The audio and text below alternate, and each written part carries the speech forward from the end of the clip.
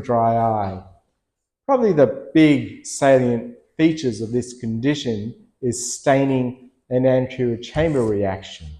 So a staining ulcer with some cells, especially in the anterior chamber, suggests that this is infective and likely bacterial in origin. As compared with inflammatory diseases, now these patients typically have that rosacea / posterior blepharitis makeup about them. The infiltrates tend to be peripheral. They usually do not stain, but not exclusively. But this is the big one in my opinion. It's the absence or near absence of anterior segment inflammation. It's pretty rare to see cells, and if you see them, they're very occasional. This is a photo, just in some respects depicting the stark difference between the two. There's an ulcer that is staining. Now you can't see the inflammation, but take my word for it, there's some inflammation. You see some injection. You see some ciliary injection here. As compared with the marginal infiltrate, in general, they're a quiet eye. Often, but not exclusively, at one of the clock hours 12, 8, 2, 4, and, oh God, 8, whatever that is. Anyway, you get the picture, right? I'm a watch guy as well, I can't remember that. And so, but anyway, so they appear at those clock hours, especially, but not exclusively. So clearly, these ones here, you start them off on antibiotics, a fluoroquinolone antibiotic, siloxane, ofloxacin every hour, and wait for response. These ones here, in general, I do not start them on steroids immediately. I usually give them a couple of days, say 24, 48 hours of some fluoroquinolone antibiotics, and then start some steroids gently. They don't need a lot. Even something like Predport or Maxidex twice a day makes a big difference for these patients. Just start them on that and review them in a week. And obviously explain to them that should they get worsening symptoms, they must present to you again. So, management tips for infectious keratitis. Do not use steroids till you have a good clinical response and or the epithelium is healed over, right? So, I want to see the epithelium healed. The epithelium is healed, you're safe. It's not infected anymore, it's just inflammatory. I find seldom in, say, outpatient settings are steroids required. They'll just settle down by themselves. I find steroids are required in exceptional circumstances in outpatient practice. Suspect bacterial, if, as I said, ulceration, anterior chamber cells, and white cell recruitment near the ulcer, and an injected eye. During the talk, sing out questions. It's not rude. I'd rather you just ask the questions as we go along. Okay? I invite the questions. Inflammatory eyes tend not to be as red, and infected eyes tend to be red. Not 100%, but it's a rule of thumb and a useful sign. Yes? Is the inflammatory eye generally not as painful? Correct. So the question is the inflammatory eye condition not as painful? Yes. Yeah.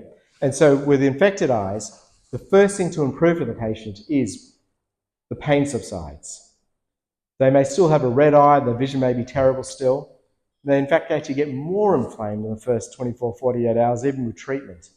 Then they tend to settle down after that. HSV, good old HSV. So classic dendrites here. So herpes is a big topic in itself. It's complex. It can be tricky. I find it tricky sometimes. So I'm just giving you just some pointers to help you. If you're comfortable treating, treat. If you're not, refer on. So epithelial disease in general is quite straightforward. So usually just start them on some acyclovir cream. There are different regimens. My standard is 5 times a day for 2 weeks. And they're usually resolved or largely resolved by then. Oral acyclovir, in exceptional circumstances, is epithelial disease. If they're immunosuppressed, can't use the ointment for whatever reason, or if they're getting recurrent disease. another dendrite, another dendrite. Disciform keratitis. So we're getting to stromal territory now. Disciform, as the name suggests, is a disc-like pattern of inflammation in the cornea. So edema, and you can't see it in this photo, but they may or may not have KP, but they usually do over that area of edema. These patients are used systemic as well as acyclovir as well as topical steroid treatment. Sometimes they can have an ulcer with them as well. Before you start steroids, heal the ulcer just with antiviral cream first. Once the ulcer's healed, then you can use steroids. And this is stromal keratitis. This is where things get hard sometimes. It can be sometimes difficult to tell what's really going on with the patient.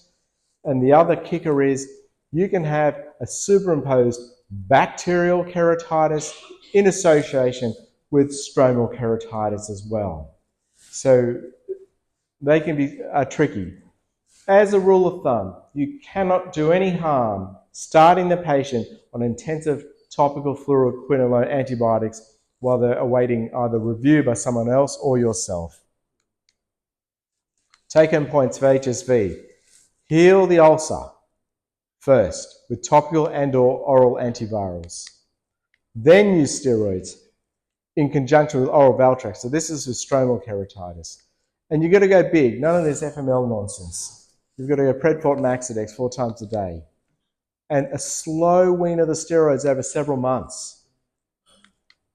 And consider leaving them on Valtrex for a period of time. Differential diagnosis, rosacea, which we'll come to in a moment. HSV and bacterial keratitis, as I mentioned before. Sometimes we need to do scrapings to determine what's really going on. Scrapings for the bacteriology and HSV with PCRs to see if there's any HSV present. Okay, any questions so far on keratitis? All right. Yes? Brian?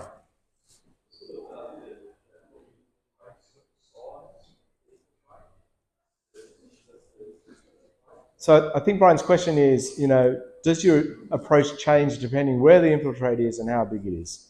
So short answer, yes. So there isn't a magic number, right? But, and so there isn't a magic number. I guess if you do it long enough, you get a sense. For me, the question is, does this patient need hospitalization or not? That's the question. So if I could sort of, if you had 3 simple categorizations, mild, moderate, severe. Moderate to severe, you consider hospitalization, and or if you thought there were going to be problems with installation of the eye drops by the patient or their carers. Bacterial conjunctivitis. So that's a bit extreme. Oftentimes they don't present with such pus. They just present with that kind of irritation, slightly red, glassy eye. You don't necessarily need to swab all these people, and I don't do it routinely. But these people, good old chloramphenicol, every 2 hours for 2 weeks, that seems to sort these people out. If it's extremely severe, as this photo here suggests, purulent discharge, chemosis, all the rest of it, think about exotic infections like Neisseria gonorrhea. That's important because this needs systemic treatment and because there's a risk of corneal perforation with this. That's not common. It's not going to be 0. I've probably seen maybe 2-3 cases in my career. So it happens. So just keep it in mind. And go to a viral conjunctivitis. So I've not gone through the signs here. They're pretty known. Follicular conjunctivitis, preauricular lymphadenopathy, perhaps starts unilaterally, perhaps becomes bilateral. So, And then sometimes, not immediately, but they can start to develop nummular keratitis as well, as these photos show. I always use steroids in this group of patients. There's that thing, do you prolong the disease? They're very uncomfortable. They need to be settled down. Use the steroids and wean them off sensibly as they get response to treatment. Clearly, occasionally they get keratitis, and the other thing is they need to isolate as well. As you're aware, highly infectious condition.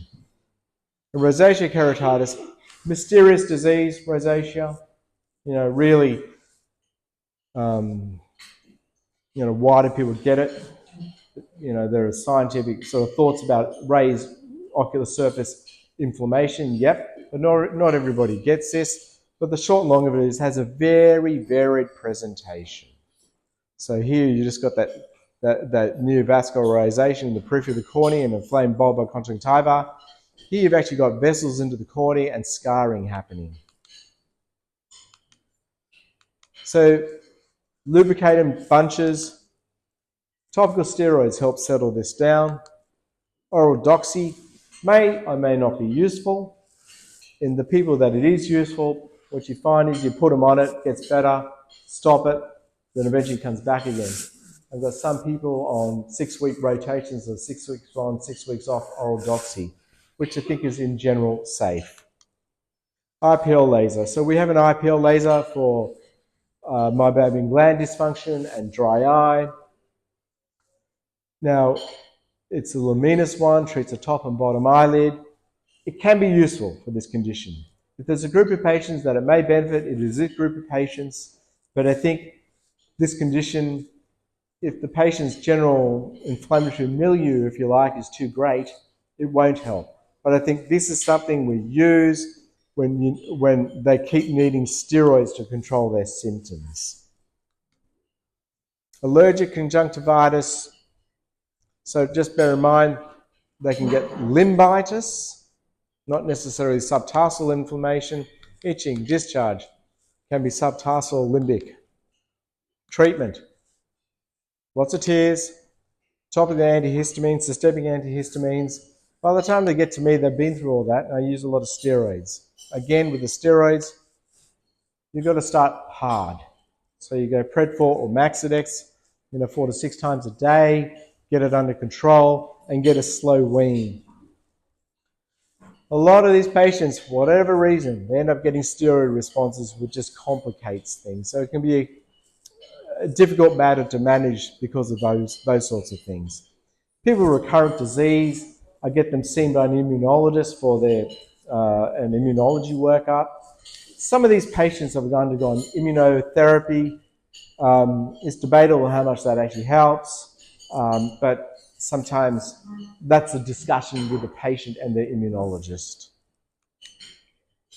Okay, any questions about those ocular surface problems? Yes? You had set rules for yourself at the back of your mind, for example, for bacteria, conjunctivitis, I'm going to review this patient in a week's time, 2 weeks' time. Sure.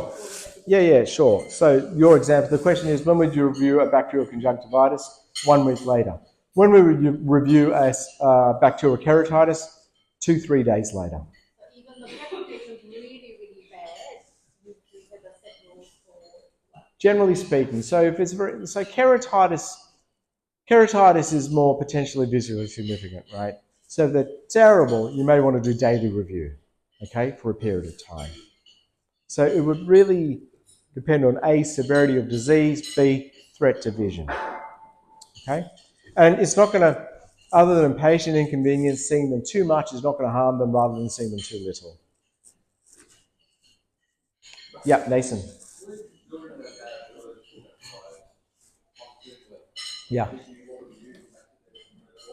Yeah, I do, Nathan. I do. Like, I don't like it, but I do. And once I get control, I switch them over to something weaker. That's what I tend to do.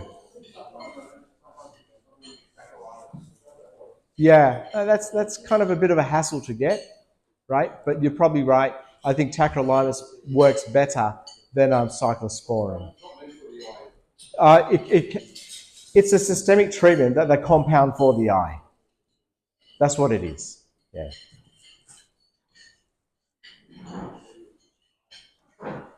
So just some talk about eyelids. So let's talk about ptosis.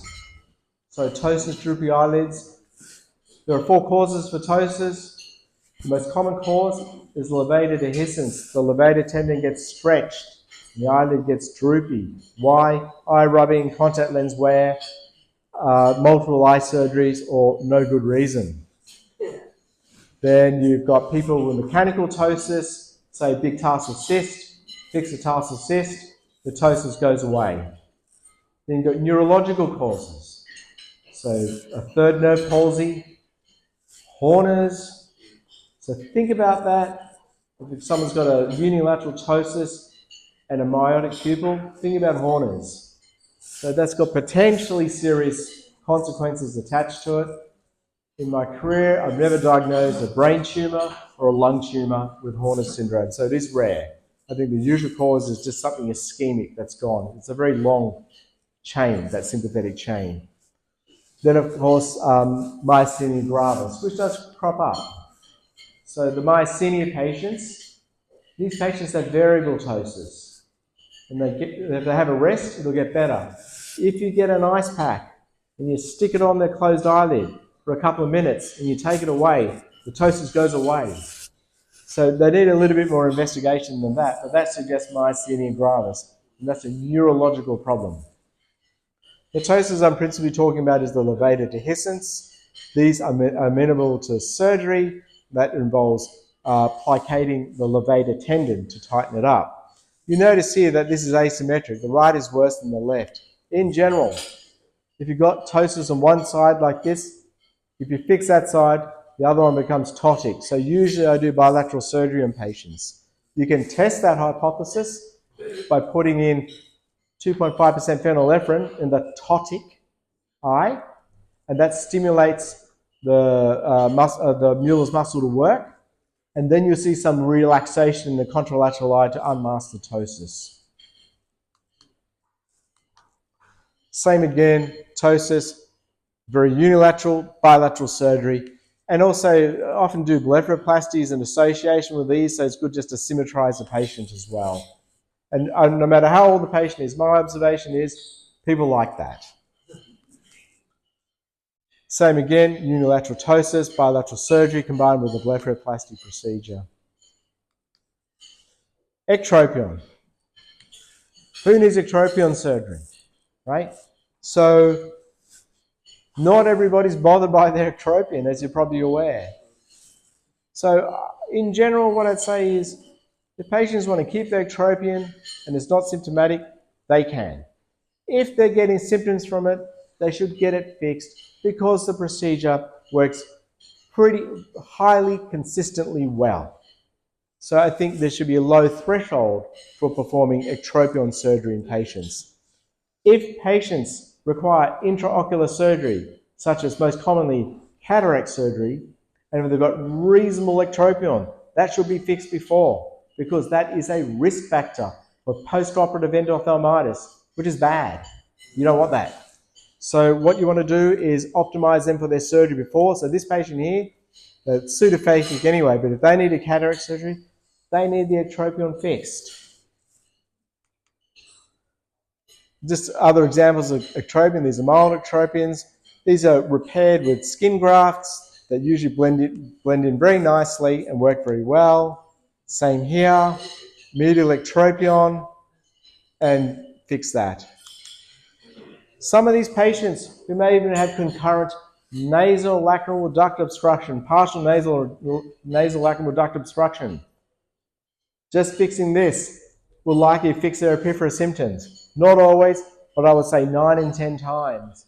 An ectropion procedure for epiphora is a lot less invasive than a DCR procedure. You would always start with this first. And its cousin, entropion, which is basically the same disease.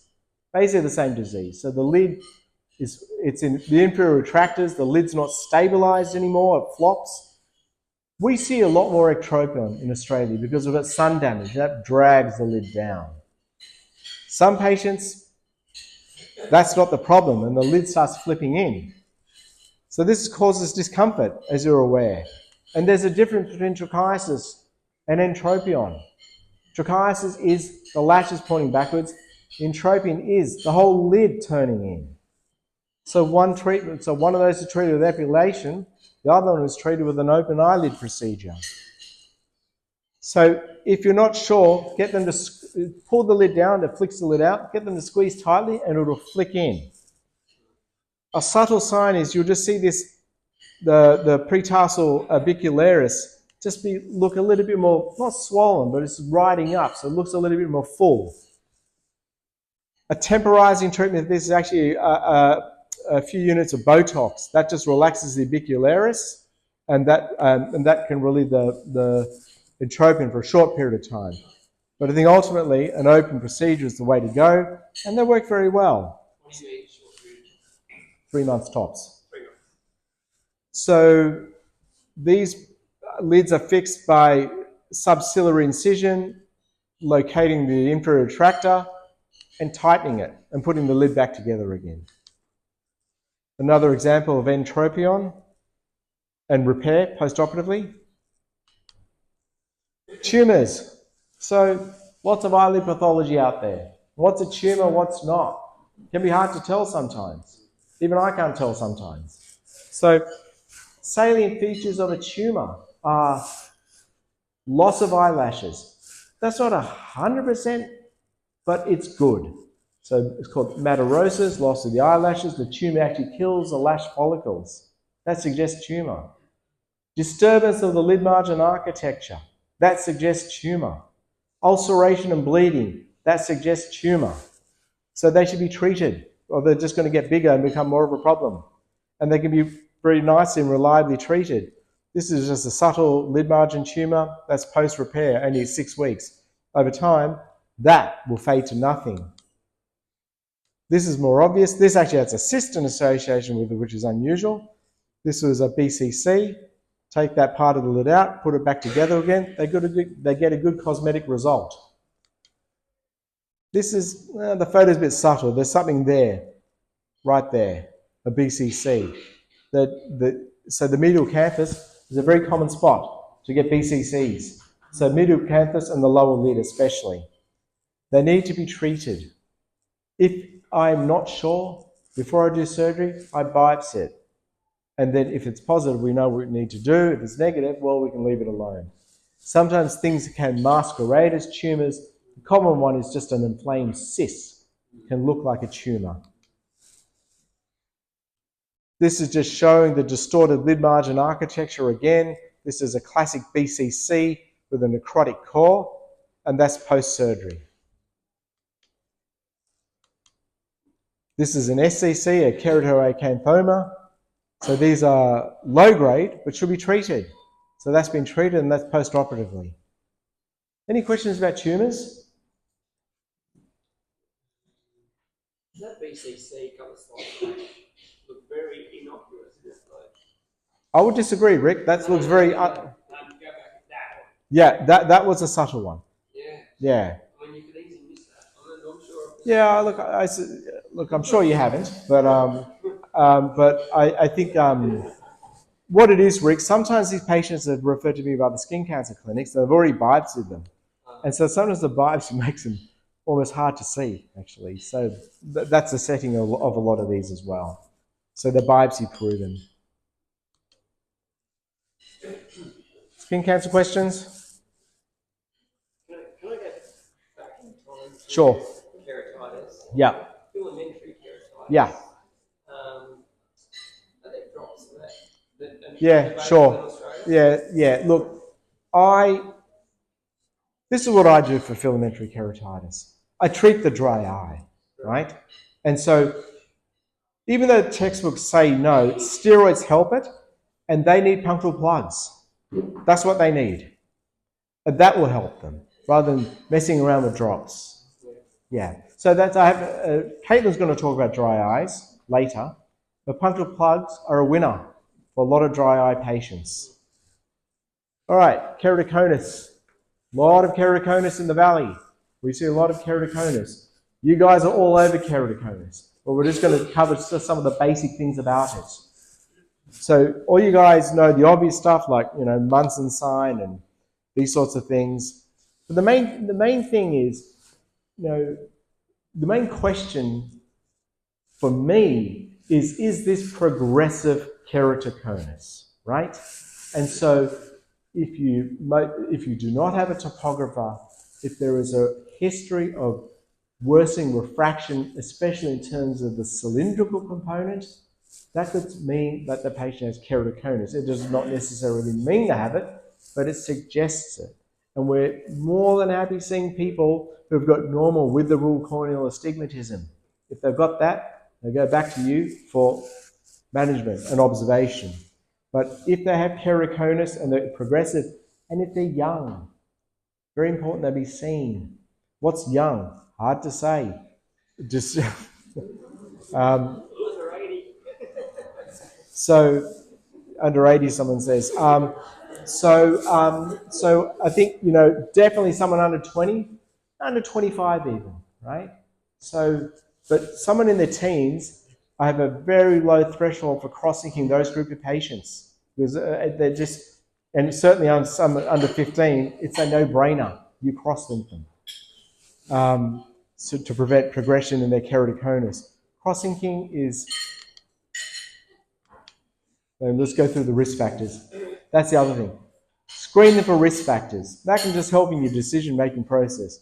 Everybody's familiar with the risk factors, the common ones. Eye rubbing, so atopy. I get allergies, hay fever, you know, that sort of thing. Sleep apnea, so floppy eyelids with sleep apnea. That creates raised ocular surface inflammation, and that's a risk factor for progressive keratoconus. Oftentimes those patients, I cross-link them and then perform an upper lid eye resection just to tighten the upper eyelid. They feel more comfortable for it as well. And they get a blepharoplasty thrown in for free. Anyway, and so connective tissue diseases. So, you know, these are not common, but they exist. Ehlers-Danlos, Marfan's, floppy eyelid syndrome. And that's got other associations with obstructive sleep apnea. And if they do have that, they should perhaps have a sleep study because untreated sleep apnea has high cardiovascular risk disease associated with it. Retinitis pigmentosa, positive family history. It's interesting. I'd say 9 in 10 of my patients have no positive family history, but of course some people do. Down syndrome, as you're aware. Hormonal changes and hypothyroidism, which is rare and maybe not. Here's one, systemic inflammatory diseases, right? So the typical one would be eczema. That's a systemic disease. So systemic inflammation makes these things get worse. So I think those group of people need to be cross-linked as something to try and stop them getting worse. But it doesn't stop there. There's the other inflammatory diseases people can have. As an example, I've got this one patient who actually, as we understand it, had no history of keratoconus, got COVID, got long COVID, which is thought to be an inflammatory condition, and he developed progressive keratoconus on the back of that.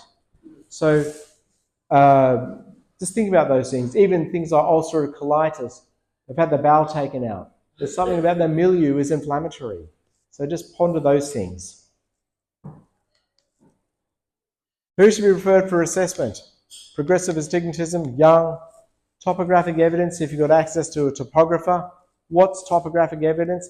1.5 Doppler's increase in the steep K. That's a rule of thumb. Risk of corneal cross-linking treatment. Infection, including HSV activation, sterile corneal infiltrates, inflammatory reaction causing scar. That risk isn't zero, but it's very uncommon.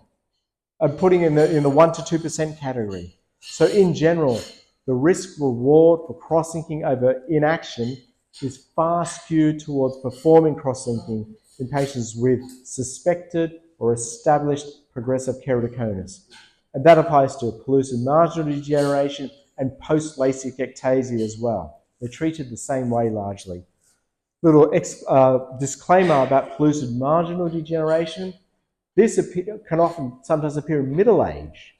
And it's a funny one. As you know, keratoconus stops getting worse in early mid-30s. This PMD can progress in middle age, 40s, 50s. So just keep that in mind. Optical correction of keratoconus. Glasses are a winner for a lot of patients. That's great. Contact lenses are a winner for a lot of patients if they want to wear them or can wear them. And surgery. I'm going to talk about surgery. CARES. So I've spoken about CARES before. If people haven't heard of it, it stands for corneal allogenic intrastromal ring segments. In essence, basically what it is implanting a little segment of cornea in the thin part of the cornea to try and thicken it up and reduce the irregularity of the cornea. Is it a fix? No. Can it be useful for improving best spectral corrective visual acuity? Yes. In everybody? No. In a lot of people? Yes. Now, it's still a surgery that's in evolution at the moment. And we're still all tinkering with it, how much to do, how little to do. But it's something that's definitely in the keratoconus treatment algorithm now. Then, of course, there's cornea transplantation. Don't do a lot of those these days because I think cross-inking has stopped a lot of these people getting that bad, which is good. Yeah. Yes. Correct. Correct. No, thickness. Yeah. Correct. Yeah. So this is one of my CARES procedures. Start, baby, start.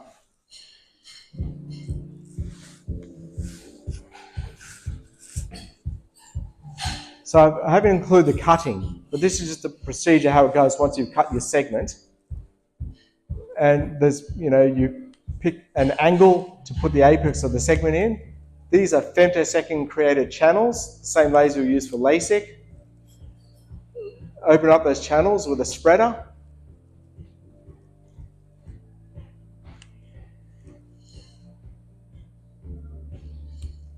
And that's a segment there. We're just gently nudging that in and jolling that across.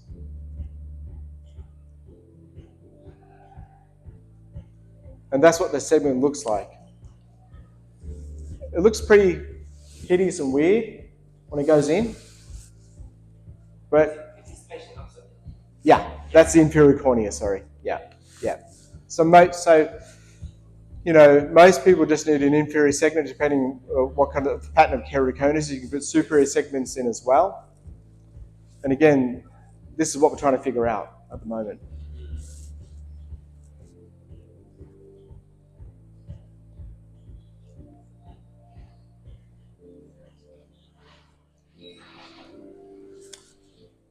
So that's CARES.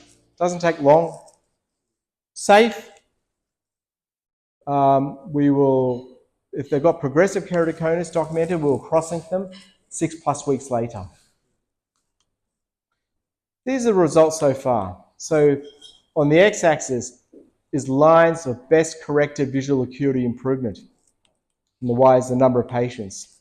So even this one who got 0 lines, what they do experience is an improvement in quality of vision. Then these are people actually getting improvement in their vision, and then there's an outlier here, got lots and lots of 11 lines of improvement in best corrected vision. This is a problematic group here. A few patients can lose best corrected visual acuity, and so in some patients I've actually taken segments out, thinned them down, and reimplanted them to try and improve them, and that has been helpful. But again, that gets back to nomogram adjustment, which we're still in the process of doing. The next step will actually be femtosecond cutting the segments in a more tailored fashion, but the algorithms for that are being worked out as well. Then penetrating keratoplasty. This is an old procedure. We use this when everything else has failed. Long recovery, 12 to 18 months, corneal sutures galore. Got to wait to remove them, and then they'll need some kind of optical correction after that. And then, of course, all transplants have a limited life. How long? Who knows? 10+ years is good. But so I usually want a very, very good reason for performing one of these. I've got let's call it a truncated video of a penetrating keratoplasty. I just wanted to really show you, A, the principle of it, and B, it's a pretty labour-intensive procedure. So it takes a while. So this actually patient had a Kerr ring in the past. So I'm using Kerrs instead of Kerr rings. So this patient's disease had progressed and they needed a PK. So we find out the keratoconic cornea.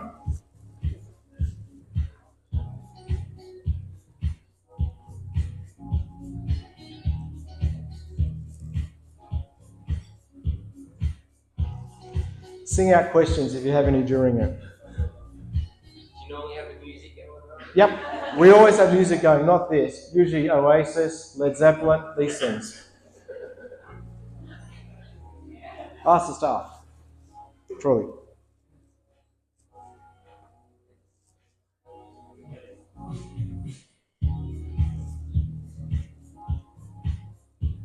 So do you tell your patients that you can expect this graft to last 10 years? Do you say I say I don't know how long it's going to last. That's what I say. Yeah. But not indefinite. Correct. Yeah. Part of the consent process. So now you patiently go around and stitch that cornea in with 10 nylon sutures.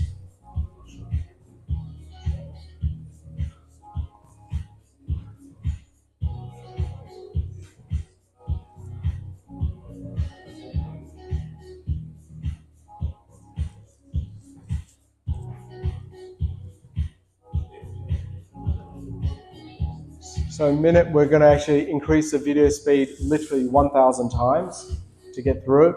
But I just wanted to give you a sense of what's involved in these procedures. It may not materially affect your practice, but if your patients require this surgery, have an appreciation for what your patient is going to have done.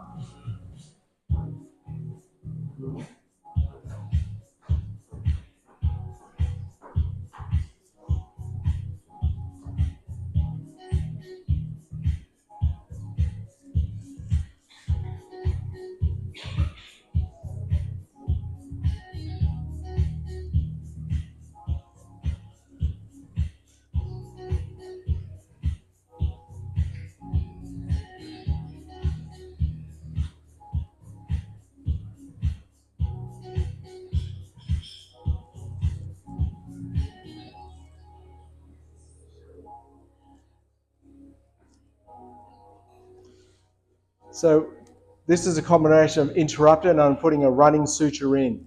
So if they've got quiet eyes, non-vascular eyes, they'll do that. So at 6 months, you can take some of the interrupted ones out just to improve the astigmatism in the eye, and perhaps they can get some spectacle correction in that time to improve their vision. Pardon? If it's a running interrupted. If it's all interrupted, 12 to 18 months. And right at the end,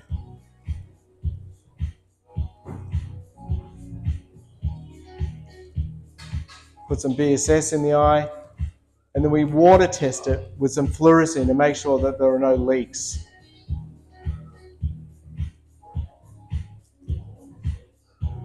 So that's watertight. So that's a penetrating keratoplasty. Questions about PK? Heidi. Local with sedation. Yeah, so 90+% of them, unless whatever reason. Yeah. How long is that procedure? Oh, it's going to be short, but how long? I don't know, about 40 minutes. 40 minutes. Yeah. Yep. Yeah, great question, Nathan. Yeah, sure. So look, age, I'll be doing some. I don't think there's anything, hard and fast out there, but as a general rule, 21 or over, 18 or over at a push, depending on what's going on. The group of patients you'd consider it in is if they've got, if their spectacle corrected visual acuity is, 612, 618, these sorts of things. Now, of course, there are the options of hard contact lenses. All are given that option. But the patients are fine with, very asymmetric disease, spectacle corrected or otherwise in a good eye, not so good in the other eye. They're not that motivated to wear a contact lens unilaterally. So that's a sweet spot that is good for this condition. So and then of course there's a group of patients for one reason or another aren't successful in contact lenses. We could defer to Heidi, who is the expert in such matters, and Rishmi, but they would be the broad groups, if you like. You want to chime in, Heidi? No, not really. Other than our conversations with patients about their graft recipients, they still all find out who their graft recipients They've never found out who their graft recipients are. My patients know the age of their graft. Perhaps they were told the age, but the identity and all those things are. No identity or the age. Oh yeah. Oh, I guess they asked the surgeon and they told them. I've never been asked that question in my life. Does that mean you find out? Yeah, you get a sheet of the donor of the details of the donor, details of death, blah blah. Yeah, it's often quite sad. Anyway, mortality.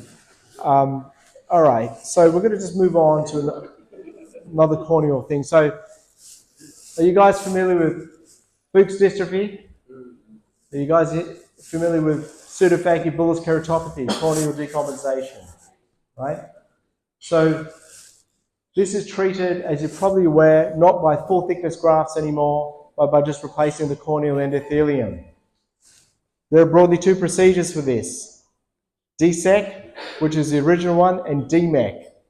And I just wanted to talk to you about what's involved in both of those, and just some of the thought processes that go into deciding who gets what, and the reasons why I prefer one over the other. Fuchs dystrophy, Guttata, corneal edema, and this is a frank corneal edema from a decompensated cornea. So this is diagrammatic. What we just saw before, penetrating keratoplasty, full thickness. This is a DALC where we just do deep anterior lamellar keratoplasty. This is another surgery for keratoconic patients, where we just leave the endothelium alone because that's the bit of the cornea that fails. So sometimes if there's patients are suitable, we'll try and do a dissection down a Descemet's membrane and just transplant stroma. DSEC is donor corneal endothelium with a bit of stroma attached to it. And DMEC is just the endothelium on its basement membrane. So this is more technically challenging than this, but this gives the best visual results. So this is a DSEC video. This is from 2013, showing my age now, right? So I couldn't find any of my old videos, and this came up. It was on my Google Drive. And so no funky music even. And so this is the donor corneal button. And what we're going to do here is dissect as deep as we can and get rid of the anterior stroma and leave behind as thin amount of stroma as possible, Descemet's membrane and the endothelium. So you get the impression that that's a blade that's dissecting right down to, or as close as we can to Descemet's membrane without ripping it. That's the challenge. Yeah, there's an air bubble that you use as a reflection. So that's what that it looks like, the lenticule, if you like. That's a patient. That's the lenticule there, and just pull that into the eye. And then put in some air bubble behind it and float it up. Is that the air bubble's been put in? Oh, there it is. And the air bubble dissolves in a couple of days, and that's to keep the graft in position. They lie flat. Retinal surgery lie face down. Corneal surgery face up, as much as they can for the first 48 hours while the air bubble's there. It just sticks. Truly. Yeah. So I think there's this, it's not a completely smooth surface, so it sticks on that. And then also as the endothelium starts working, it sucks itself on. This is a DMEC. So this is, DSEC is technically demanding. This is more technically demanding.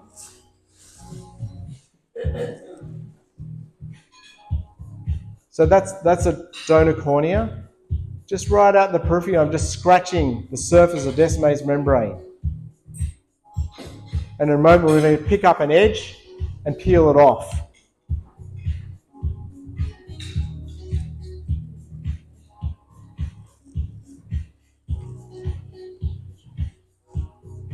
And sing out questions during, if you have any questions, that is. That can come in later.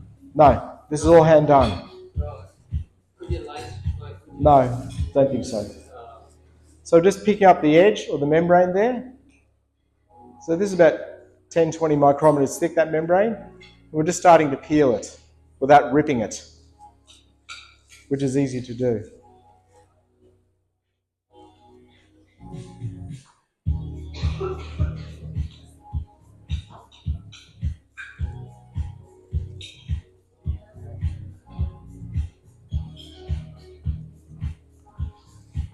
Now I'm going to find out how much I want. I want an 8.0 millimeter diameter graft.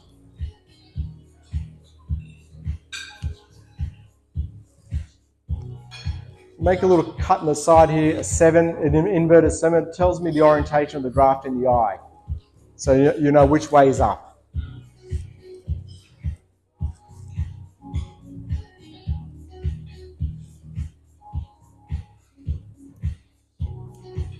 Now that's the membrane getting peeled off.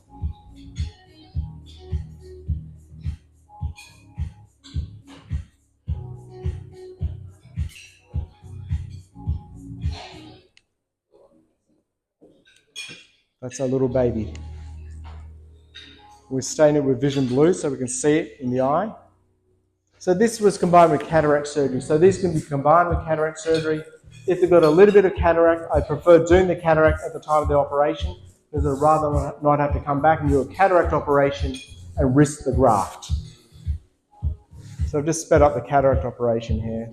These videos are uploaded onto YouTube, so that's why they're quite complete as teaching aids.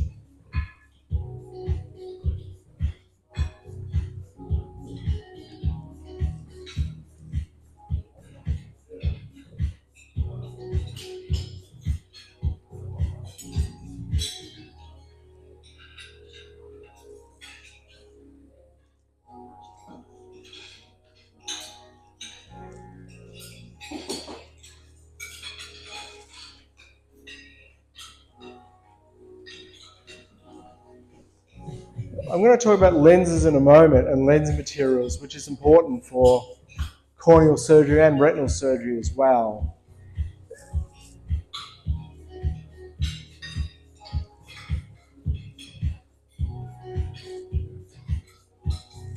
So that's our little graft there. So we want to be gentle with it.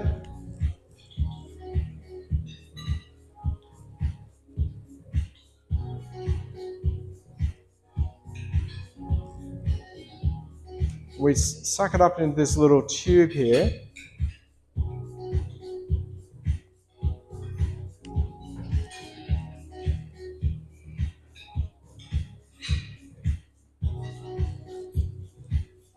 We're stripping the patient's Descemet's membrane away now. So make a score out right in the periphery.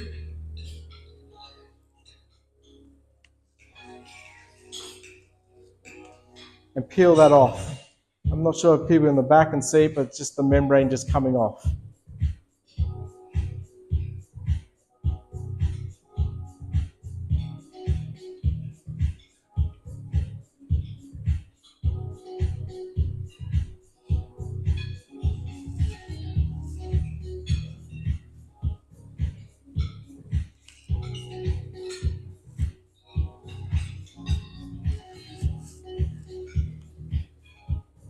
That's a graft to be injected into the eye.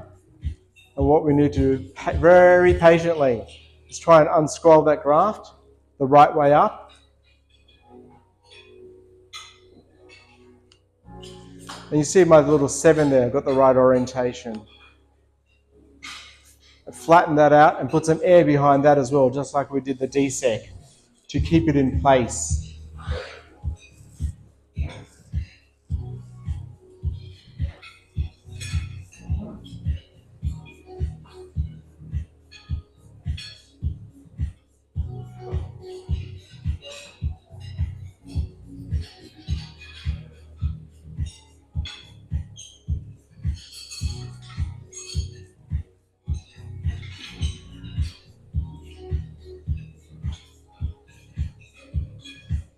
and center it as best we can and get some air behind it.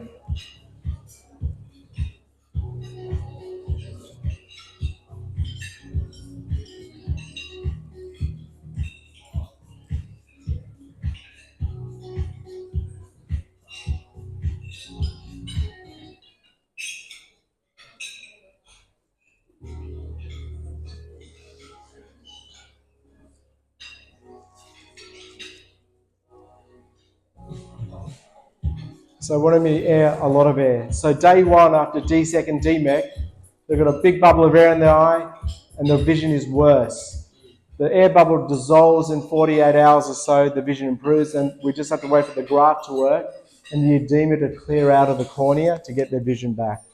Pros and cons of DMEC and DSEC. DMEC, clearer vision. There's no real interface. You don't get curvature problems from the posterior DSEC.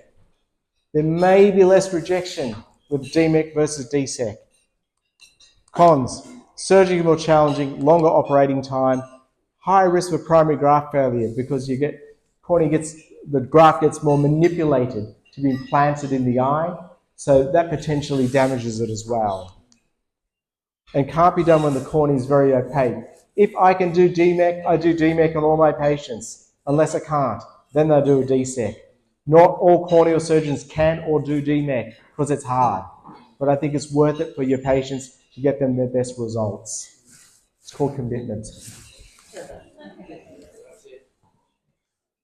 So for you guys, how to approach a patient who's got reduced vision in their graft, right? So just a few, pointers, if you like. Make sure they don't have an infection. So that can be bacterial or HSV. That happens in these grafts. They're on steroids for a long time. They're not immunologically correct, especially the penetrating keratoplasties. They can get HSV. So think about infections and treat appropriately. Check for edema. If they've got edema in the cornea with inflammation, either cells around in the cornea or in the anterior chamber, that means they're having a rejection. They need intensive topical steroid treatment and review. You guys can start the steroids hourly before someone gets to see them because early treatment is good for these patients. Waiting long, it trashes the endothelium and they don't recover. Generalized edema with no inflammation, that can just mean the graft is just giving up and failing, which is sad. So that does happen to grafts.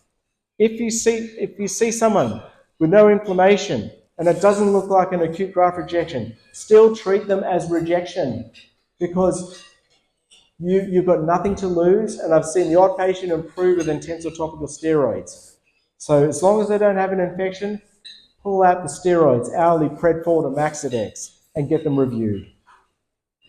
Yeah. Repeat. Hourly. And sometimes I put them oral prednisone as well. The other one is check for broken or loose corneal sutures. They're no good. They need to be removed. Loose corneal sutures are uncomfortable for the patient, incite infections, and can precipitate graft rejection. So they need to be removed. Any questions about sorting out a graft? Yeah. When they have the operation, you said that with DMAC, they've got corneal edema because of the surgery. Yeah. How long does that? 4 to 6 weeks. 4 to 6 weeks. Yeah. Okay. Questions? Okay. PTK, phototherapeutic keratectomy, a non-refractive use for my eczema laser. Listen up. So the two primary indications for this laser are superficial corneal scars. Let's call them opacities rather than scars. Superficial.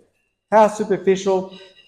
You don't want anything more than 20, 30 micrometers deep, or you're ablating too much. And recurrent corneal erosion. PTK is a winner for recurrent corneal erosion. I have patients who have sat on by the optometrist for several years with symptoms. Don't do that. It's painful for the patient. So send them on. If they want to get PTK, they can get it done. There's an item number for it as well. And the papers will say 80, 90% success. I am, and I'm touching the wood in the room, 100% success at the moment. Not because I'm fantastic, but I think the laser is a very good procedure for this condition. This is a patient who had something called a rare condition called honeycomb dystrophy. I'll show you the photo. It's not great, but you can see there's a very superficial opacities, this dystrophy. Her vision was, in that left eye, was 645. She underwent PTK. She refracted up to 612. I think she's only 612 because she's slightly amblyoptic in that eye, but she's had it since she was a little kitty. But it's useful for superficial corneal scars and especially dystrophies, because dystrophies are non-inflammatory.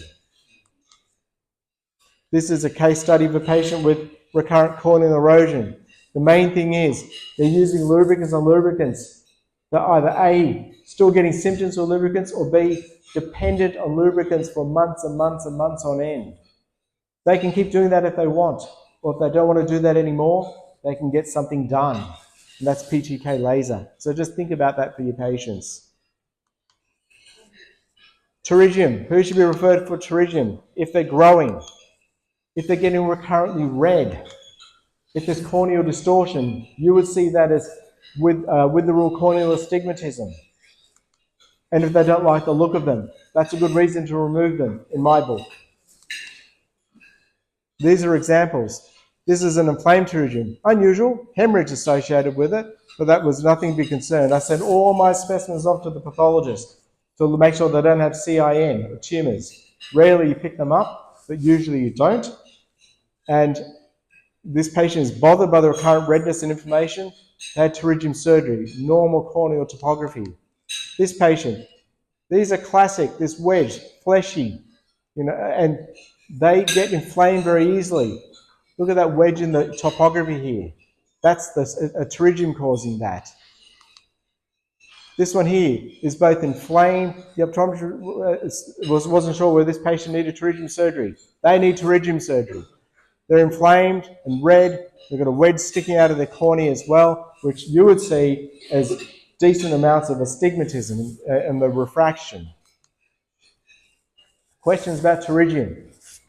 I think pterygium, again, is a low-risk procedure.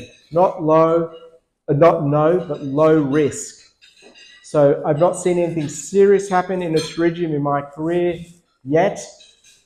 The main thing is we put a free conjunctival graft down.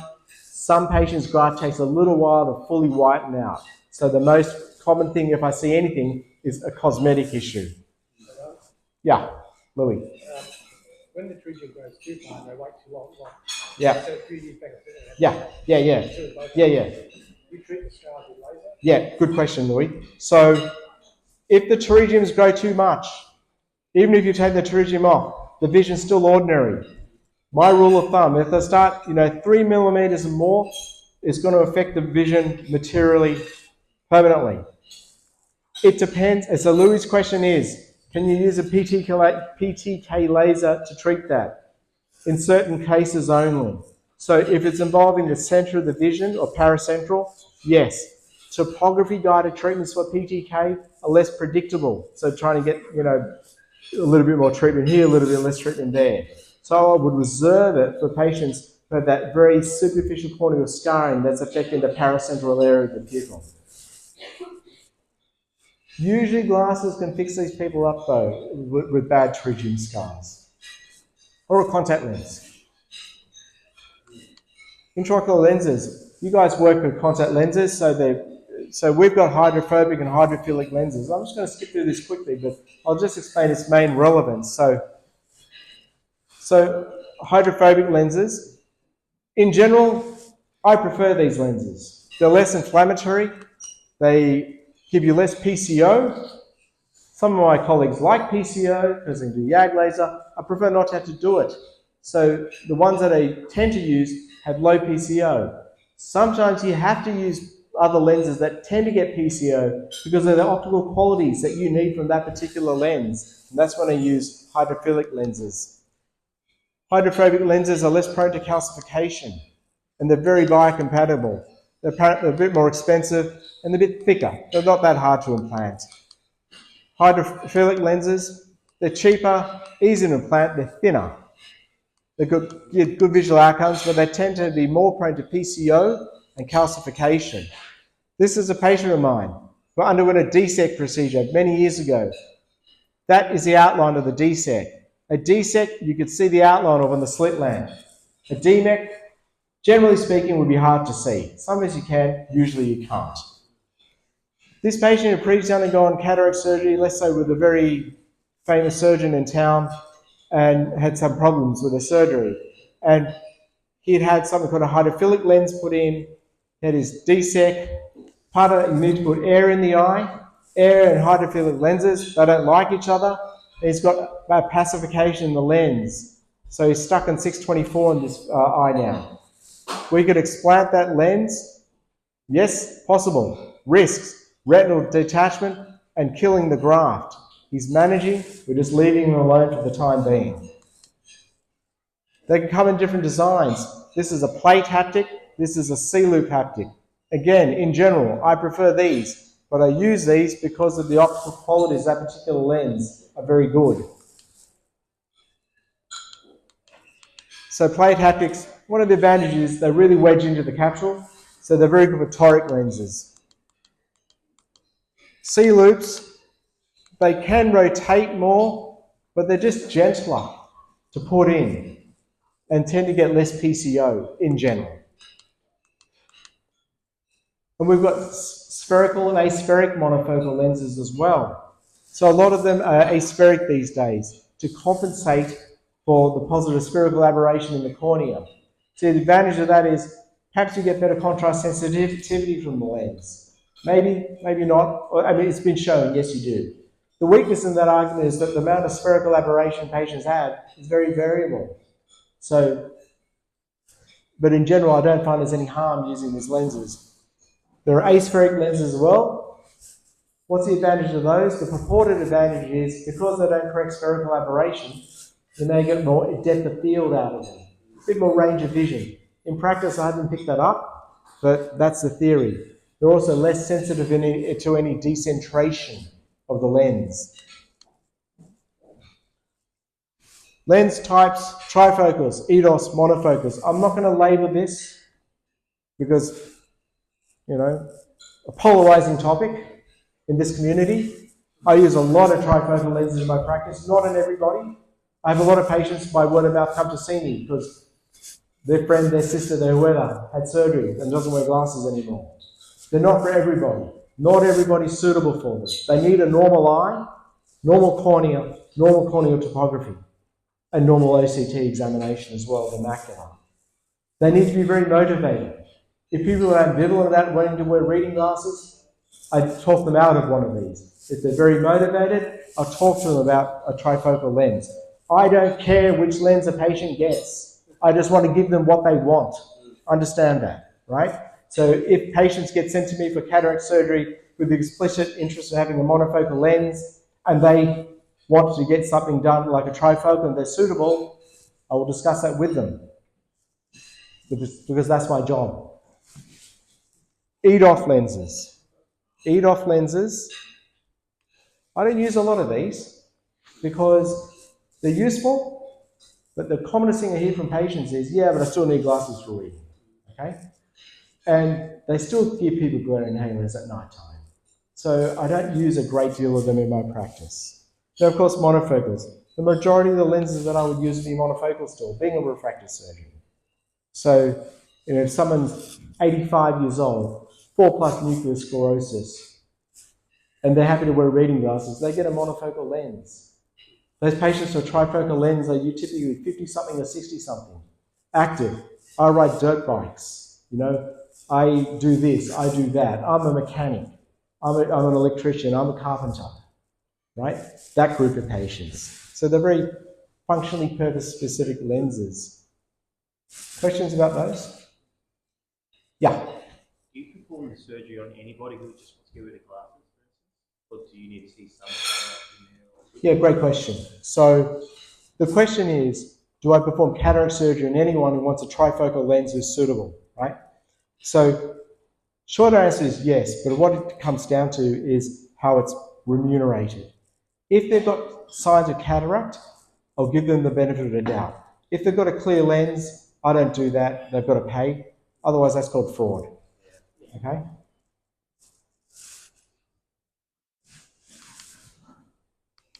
Okay, phakic lenses. These are cool lenses because I use them not just for high mobes, so not suitable for LASIK, and thin corneas, but I also use them for some stable keratoconics who get pretty good corrective visual acuity who don't want to wear glasses. So they're useful for those sorts of patients. Some hyperapes are suitable for these as well. The main thing with these is you need a certain amount of anterior chamber depth to put them in safely. And as you're all aware, that the anterior chamber is a bit shallower in hyperapes compared with myopes. And the sizing of these lenses is important. So not only do we need to get the power correct, we need to actually get the dimensions of the lens correct as well. We measure some external dimensions, the white to white, which correlates with the an internal dimension, but not necessarily 100%. So on occasion, you get lenses that are a little bit too small or a little bit too big. So this is a patient in the room who'd had ICL implantation some years ago, and the main problem this patient experiences is recurrent iritis and ocular hypertension associated with it. And she gets these bilaterally. Now this picture doesn't show greatly, and I've posted this on WhatsApp before, but the volt here, that's the pigment bit here, that's the phakic lens, that's a natural lens. That's big, right? That's over 2,000 micrometers. And that's that's irritating the iris, causing an UGG syndrome, uveitis glaucoma hyphema without the hyphema. And so because the problem is recurrent, we've discussed and have performed a phakic lens explantation. I guess in some respects what I'm showing is an interesting case, but also the reversibility of this procedure. So this is, oh gosh, this is one of my old videos of an ICL implant, just to show them going in. So these are like soft contact lenses. They're malleable. So load them into a cartridge.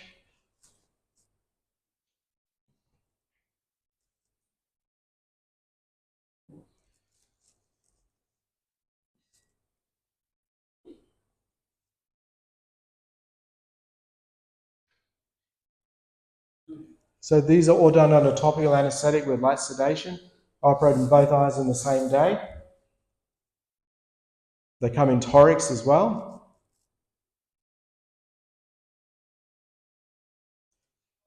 So the risk here is causing a cataract. You have to be very gentle because they've got their natural lens in the eye there.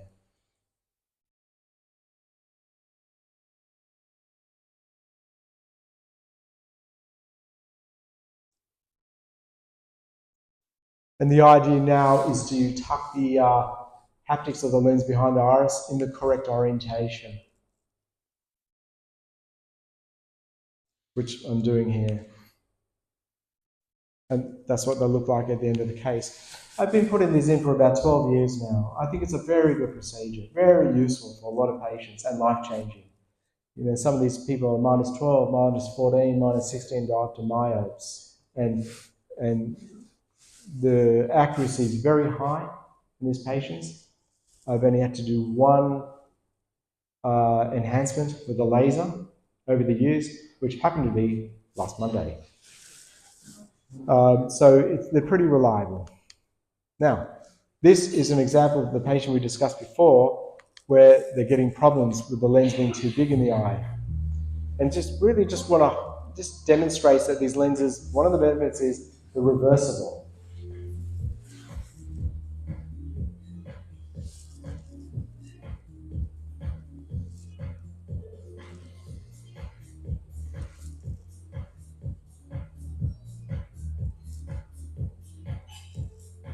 Same entry points? Pardon? Pretty much, yeah.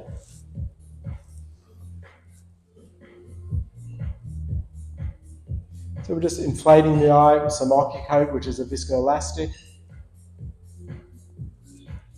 So we do both of these on the same day as well for patient convenience.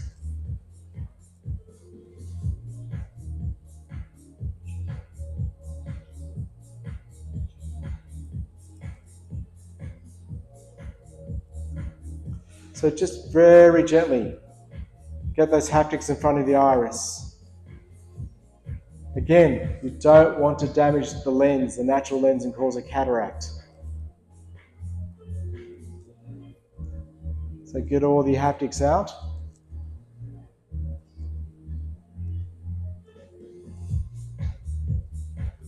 And this comes out like that. You have a hand over hand technique. And just gently just pull that out of a small wound.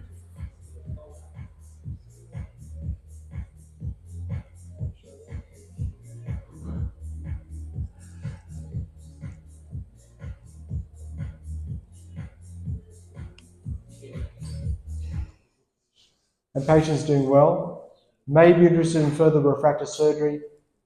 She's a suitable candidate for smile surgery, which we established before we removed the lenses. Any questions about that? Why did you reverse it? So as I said, for this particular patient, the lens vault was too much. It was just chaffing the iris and causing recurrent iritis and pressure problems for this particular patient. Rishmi?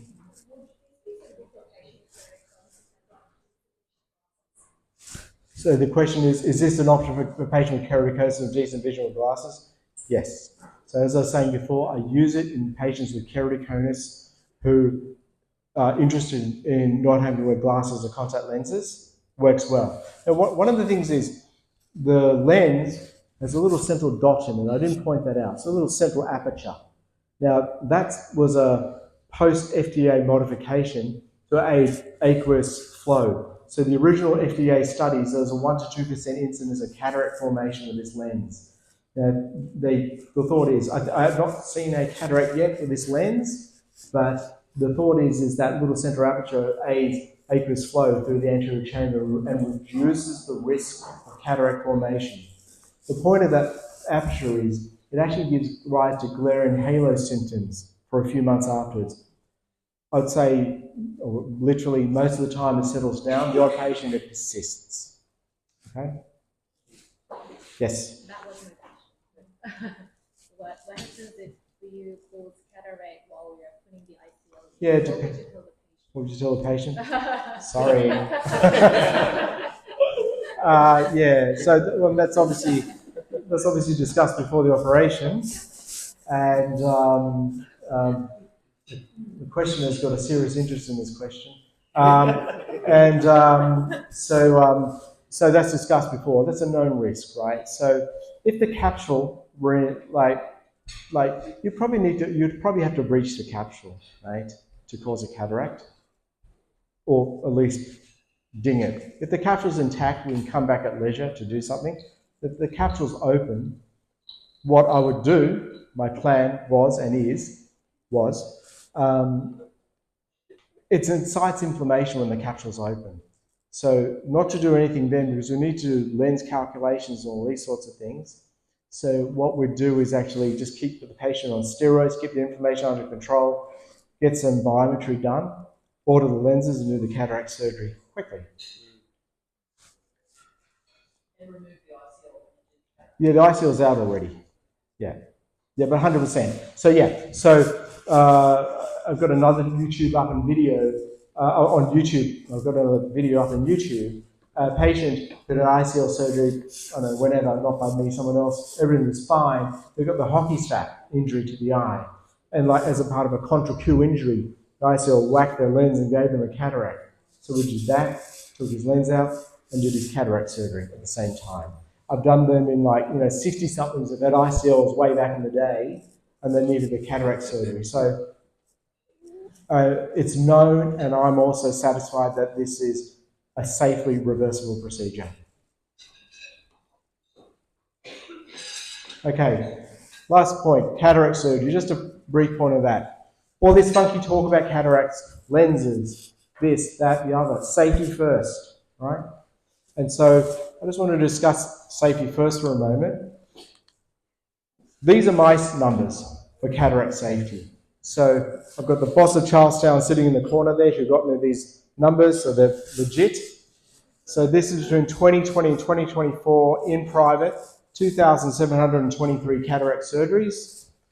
My had one intraoperative complication in that period of time. And that was a posterior capsular tear in a patient who actually needed a DSEC operation at the same time with an opaque cornea. Now, I'm not letting myself off, but it's a rare sort of complication in my hands. So that's my complication rate.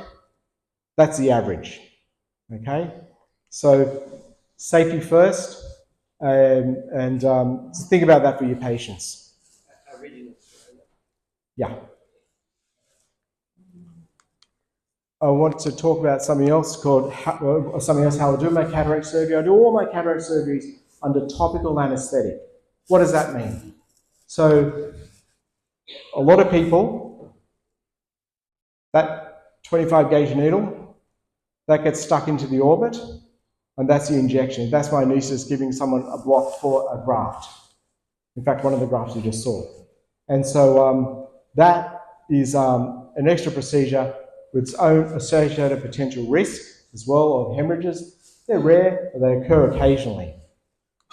Topical anaesthetic is, as the name implies, is just done with eye drops and sedation. So I just wanted to show you that, and I just want to explain why I do these surgeries this way. Topical anaesthetic, they get up and they can see immediately. It's not 6'5", but they can see. So they're binocular.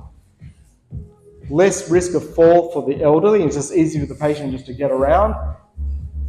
The eye starts blinking. It's a cleaner eye. They start their drops in 4 hours. They are no more and no less uncomfortable or comfortable as they would be with a peribulbar block.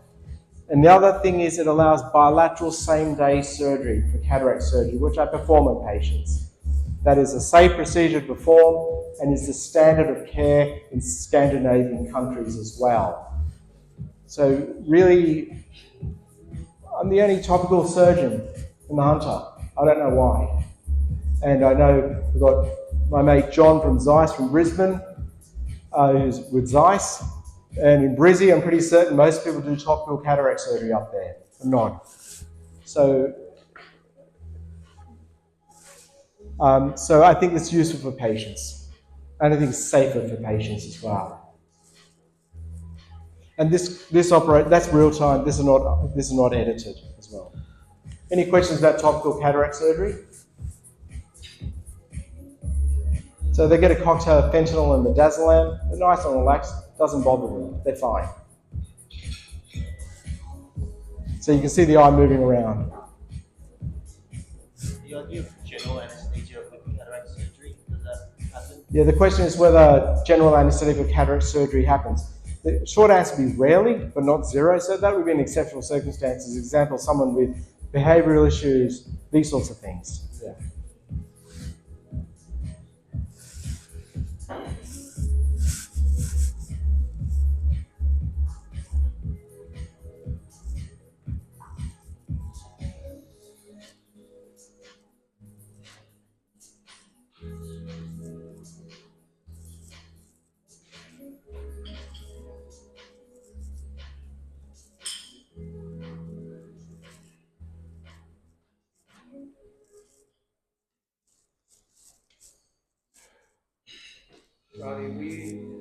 We did one eye and then the other eye. That's right. So the way we do it, that's right, straight away. So we finish one operation, gloves off, wash hands, new gloves, new instruments, new gowns, new everything. Second eye set of like 2 different separate operations for sterility. On the same patient, I mean. Yeah. Yes. Patient doesn't move. Patient stays. Correct. Just change equipment. That's it. Yeah. And the patient's hardly aware of it. They often don't even remember the procedure, as you're probably aware. And that's routinely. Pardon? That's routinely. So it's not for everybody. There are a few. I've got no problem doing it on everybody, right? But there's just a few reasons why it's problematic, especially for my uninsured private cataract patients. It's less expensive for them to do it with one trip to the day surgery. So that's the sweet spot at the moment. The funds are a little bit funny about bilateral surgery. Sometimes we can get around that. Then definitely, for other things like my phakic lenses, they get done bilaterally. clear lens extraction surgery, refractive lens exchange for patients, bilateral same-day surgery. I think that's really useful because they adapt faster as well. And of course, patients find it very convenient as well. If you have a request for your patient wanting bilateral same-day cataract surgery, we'll do what we can to facilitate that. If I think it's a bad idea, for one reason or another, we won't do it.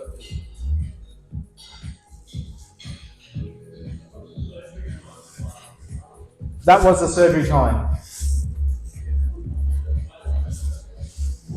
Why topical anesthetic cataract surgery?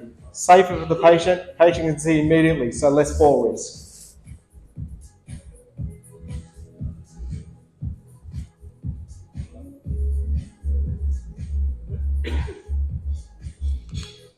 All right, last slide.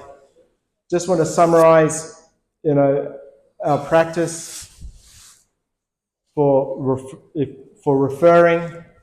We perform cataract surgery and refractive lens exchange procedure. We work across all lens platforms. We just use what is useful for that patient, right? One lens I didn't mention was the AccuFocus pinhole lens. You guys familiar with that one? Yeah, the AccuFocus pinhole lens. That's got one use for radial keratotomy patients largely. The occasional graft patient, but it's very useful for the radial keratotomy patients. Because they have very highly aberrated corneas. We perform phakic lenses, as we discussed, SMILE, LASIK, PRK surgery. We've got pretty much the best kit available for that. The Zeiss Visumax, femto laser, the Schwinder Maris. We've actually got two eczema lasers at the moment. We've got the MEL 90, and Caitlin will talk about that in a bit. Cornea transplantation, DMEC, DSEC, PK cares, care rings, pterygium ocular surface surgery, eyelid surgery, and do glaucoma. I even do some micro shunts for glaucoma as well these days. For patients who are uninsured, we've got public surgery available through Dr. Deepa, who is unfortunately not able to be here today, and for public grafts as well. Eyelid surgeries, pterygium surgeries, if they're not insured, we just do them in rooms. We can do them quickly, we can do them safely, and for very affordable rates as well. If you've got any questions, you can ask Amanda or Holly later. Thank you.